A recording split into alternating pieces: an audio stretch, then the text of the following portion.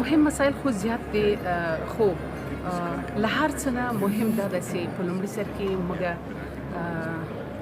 جګړه ودرېږي او اوربند وسي، تلپاتې اوربند وسي. د اوربند نه وروسته به بیا نورې هغه اجنډاوې چې له رویې دواړه خواوې به سره کیني، په تفاهم سره به بیا ځینو مسایلو باندې کار کوي او خپل اجنډاوې به کرا په مرحله باندې مخ ته وړي. آیا دا مذاکرات به ډېر اوږده نه شي؟ زه فکر کوم ځکه د سولې پروسه به یو مغلقه، پیچلې او اوږدمهالې پروسه وي. ځینې مسایل به مرحله په مرحله باندې مخ ته ځي.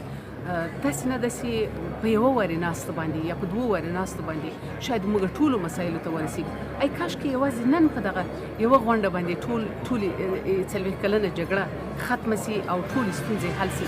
زه فکر